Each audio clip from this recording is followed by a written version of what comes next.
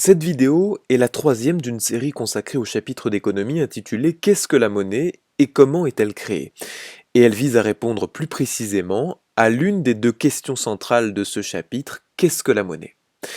Cette deuxième leçon se conçoit à la fois comme un enrichissement de notre premier objectif d'apprentissage, connaître les fonctions de la monnaie et les formes de la monnaie, et aussi comme un moyen de nous préparer aux deux objectifs d'apprentissage suivants, c'est-à-dire la compréhension de la création monétaire et la compréhension du rôle occupé par la Banque centrale dans ce processus.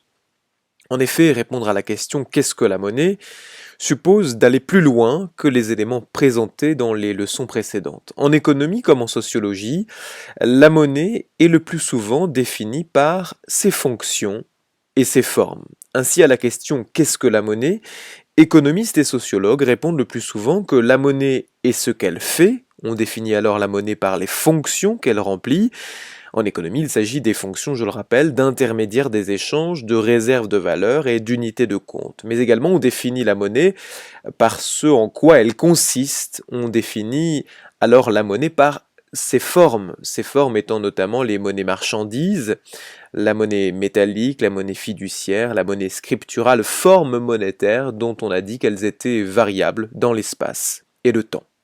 Mais définir la monnaie par ce qu'elle fait et par ce en quoi elle consiste, définir la monnaie par ses fonctions et ses formes, tout cela constitue une réponse partielle, même une dérobade à la question qui nous est vraiment posée: qu'est-ce que la monnaie?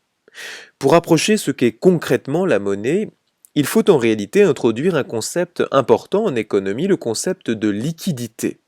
La liquidité désigne la propriété d'un actif à être transformé en un autre actif sans délai et sans coût de transaction, c'est-à-dire sans frais liés à l'opération de transformation d'un actif en un autre actif.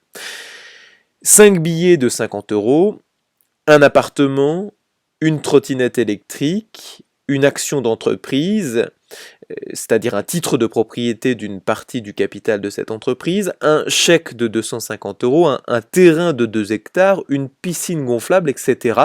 Toutes ces choses constituent des actifs en tant qu'elles sont des éléments appropriés par un agent économique. Mais dans cette liste d'actifs que je viens de dresser, il y a des actifs plus liquides que d'autres. Il y a des actifs que vous pouvez en tant qu'agent économique transformer sans délai et sans coût en un autre actif. Ce sont des actifs liquides, ces actifs. Imaginez que vous possédiez tous les actifs précédemment listés, mais que vous souhaitiez en acquérir un autre, un téléviseur à 250 euros. Acheter ce téléviseur à l'aide des 5 billets de 50 euros, c'est une formalité. Vous entrez dans le magasin, vous prenez le téléviseur et vous donnez les 5 billets à la caisse. L'opération s'effectue sans délai et sans coût associé, sans coût de transaction. Les billets de 50 euros constituent donc un actif parfaitement liquide. Ces billets sont de la monnaie. Avec le chèque, il en va de même. La transaction est opérée sans délai et sans coût. Ce chèque, c'est un moyen de paiement, lui, ce n'est pas de la monnaie. Un moyen de paiement, c'est-à-dire le véhicule, le moyen de transmission d'un actif parfaitement liquide que vous connaissez, la monnaie, évidemment.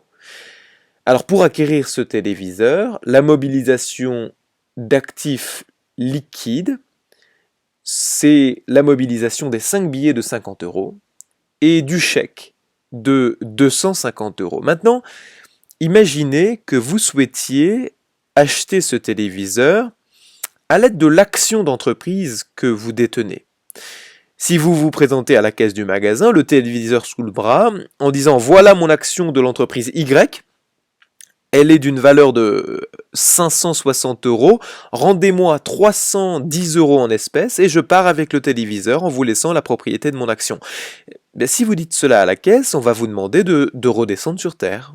On n'achète pas un téléviseur à l'aide d'une action. Il faut d'abord vendre votre action à un autre agent économique sur le marché secondaire des actions, puis utiliser la monnaie tirée de cette transaction pour acheter enfin votre téléviseur. Vendre cette action va prendre un peu de temps. C'est un délai de transaction. Et vendre votre action va peut-être vous coûter par exemple des frais d'opération boursière facturés par votre banque. Et il s'agit là d'un coût de transaction. Acheter un téléviseur à l'aide d'une action est donc une transaction qui ne peut s'effectuer sans délai ni sans coût de transaction. Une action ne constitue donc pas un actif parfaitement liquide. Une action n'est donc pas un actif assimilable à de la monnaie. Mais une action est en soi un actif beaucoup plus liquide qu'un appartement ou une trottinette ou une piscine gonflable qui sont également des actifs non liquides, non monétaires. L'action, vous pouvez la vendre en quelques clics ou en un coup de fil à votre banque. Et vous pouvez disposer très rapidement, quasi immédiatement, de la monnaie tirée de cette transaction. Pour vendre votre appartement, qui est un bien non pas mobilier comme l'est l'action, mais un bien immobilier, pour vendre votre appartement, il faudra publier une annonce, faire des visites, aller chez un notaire, etc.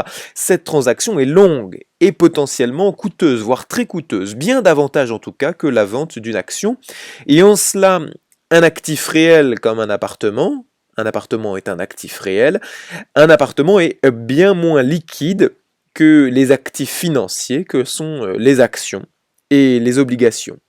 L'action est un actif également plus liquide que la trottinette qu'il faudra, là encore, prendre le temps de vendre. Évidemment, en tant qu'actif encore moins liquide que l'action, le terrain de 2 hectares, l'appartement, la trottinette électrique et la piscine gonflable ne constituent pas de la monnaie.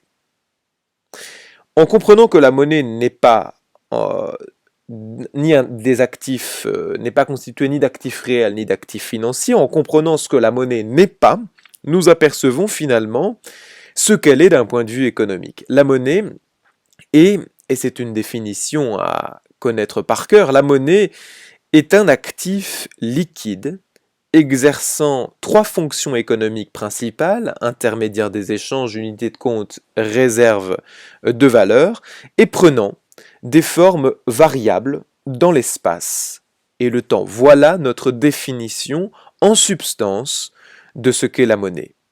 L'introduction du concept de liquidité nous permet ainsi de définir avec plus de rigueur, j'espère que vous vous en rendez compte, ce concept de monnaie. Et surtout, cette introduction du concept de liquidité, elle nous permet de tracer une frontière ténue, on va le voir, frontière entre actifs monétaires et actifs non monétaires. Nous posons à nouveau notre question, qu'est-ce que la monnaie? Mais nous la spécifions. Parmi les actifs, quel est le périmètre du domaine monétaire? Qu'est-ce qui est monnaie et qu'est-ce qui ne l'est pas? Et une question s'impose finalement à nous, jusqu'à quel degré de liquidité considère-t-on qu'un actif est un actif monétaire? Du périmètre de la monnaie, nous excluons d'abord les actifs financiers, par exemple le titre de dette d'un État détenu par un ménage, une obligation, et nous excluons également les actifs réels, une tomate, un appartement, une piscine gonflable, une trottinette, etc. Ces actifs sont peu ou pas liquides et ne peuvent donc pas être assimilés à de la monnaie. L'ensemble des actifs monétaires d'une économie désigne ce qu'on appelle la masse monétaire. Au sein de cette masse monétaire, nous allons distinguer 3 agrégats monétaires, 3 sous-masses monétaires, si vous voulez, en fonction de leur niveau de liquidité. L'agrégat monétaire le plus liquide, il est nommé en économie M1. M1 est composé de l'ensemble des stocks de monnaie sous forme de monnaie divisionnaire et fiduciaire, mais également des stocks de monnaie scripturale déposés sur ce qu'on appelle des comptes courants de façon plus normale, mais ce qu'on appelle en économie des dépôts à vue. Voilà le premier agrégat monétaire qui est nommé M1. L'agrégat monétaire M1, c'est le plus liquide des 3 agrégats que nous allons présenter. L'agrégat monétaire moins liquide que M1, c'est M2, ou plus précisément M2 moins M1. Il regroupe M2, à la fois M1, mais également l'ensemble des stocks de monnaie qui sont disponibles sur les comptes d'épargne, par exemple votre livret A, vos livrets jeunes, également l'ensemble des stocks de monnaie disponibles sur des dépôts à terme dont la maturité est inférieure à 2 ans. Alors rapidement, j'explique ce qu'est un dépôt à terme, un compte à terme dans le langage bancaire. C'est réservé notamment aux personnes qui disposent, disons-le, de ressources financières importantes ou ces comptes à terme sont mobilisés dans la réalisation d'opérations immobilières. Un compte à terme, c'est quoi? C'est des comptes qui sont ouverts pour des sommes généralement assez importantes. Vous y déposez par exemple 300 000 euros et au lieu que ces 300 000 euros soient rémunérés faiblement à un taux d'intérêt par exemple celui du livret A,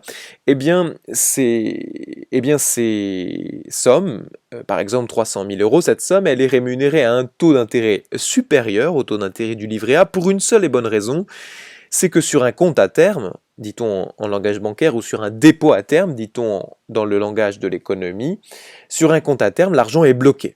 Par exemple, vous laissez votre argent, vous mettez vos 300 000 euros, votre stock de monnaie, 1 an en dépôt à la banque. Pendant 1 an, la banque peut se servir de votre argent pour réaliser des opérations financières rémunératrices et ainsi vous donner un taux d'intérêt, vous livrez un taux d'intérêt supérieur à celui du livret A et en même temps elle-même gagner de l'argent par ces opérations réalisées à l'aide de votre argent. Eh bien, nous considérons que les stocks de monnaie disponibles sur les dépôts à terme dont la maturité est inférieure à 2 ans, c'est-à-dire dont la durée de blocage est inférieure à 2 ans, nous considérons que les stocks de monnaie ainsi déposés sont intégrés à la masse monétaire, sont intégrés en l'occurrence à M2.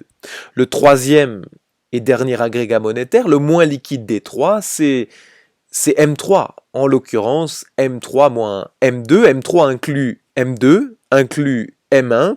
Mais dans M3, nous trouvons également les stocks de monnaie qui sont concrétisés dans des titres d'organismes de placement collectif en valeur mobilière à maturité inférieure à 2 ans, les titres d'OPCVM. Alors on ne va pas rentrer dans le détail, gardez en tête qu'il s'agit de titres financiers particulièrement liquides, mais également dans les titres de créance dont la maturité est inférieure à 2 ans. Les titres de créance, ça c'est quelque chose que vous pouvez plus simplement comprendre. Un titre de créance, c'est un titre de dette. Imaginez par exemple une situation dans laquelle une entreprise a besoin d'argent sur du court moyen terme, et vous êtes un particulier, vous êtes à capacité de financement, vous avez 200 000 euros devant vous, l'entreprise en a besoin, elle vous propose de vous rembourser ces 200 000 euros, de vous les emprunter puis de vous les rembourser sous 1 an maximum. Et bien là, on est dans le cadre d'une créance à maturité inférieure à 2 ans, en l'occurrence d'une créance sur 1 an. Et ce type de créance, ces titres de créance sont intégrés à la masse monétaire, sont intégrés en l'occurrence à M3. M3 constitue, à proprement parler, la masse monétaire, c'est-à-dire, je le répète, l'ensemble des actifs monétaires en circulation dans une zone monétaire, en l'occurrence dans la zone euro. M3, je le répète, c'est l'ensemble des actifs monétaires en circulation dans la zone euro. À ce stade de l'explication, les élèves demandent souvent quel est le montant de la masse monétaire en France, c'est-à-dire, si nous devions simplifier, quelle est la quantité de monnaie en circulation à un instant T dans notre économie. Eh bien, à cette question, la Banque de France apporte une réponse précise. En mars 2020, la M3 française s'élevait à 2613 milliards d'euros, autrement dit 2613 milliards d'euros circulaient sous forme de monnaie dans notre pays en mars 2020. Voilà, c'est la fin de cette leçon. Aussi me permets-je d'en résumer les principaux acquis. À l'issue de cette leçon, vous devez être capable de distinguer actifs réels, actifs financiers et actifs monétaires à l'aide du critère de la liquidité. Vous devez également être capable de définir la monnaie comme un actif liquide exerçant 3 fonctions économiques, parmi lesquels nous trouvons l'intermédiaire des échanges, la réserve de valeur et l'unité de compte, actifs liquides prenant des formes variables dans l'espace et le temps. Vous devez enfin être capable de définir la masse monétaire comme l'ensemble des actifs monétaires en circulation dans une économie, et vous devez également connaître, sans savoir remobiliser, la distinction que je viens de présenter entre les trois agrégats M1, M2, M3, les trois agrégats étant emboîtés les uns dans les autres, et M3 consistant en la masse monétaire dans la zone euro.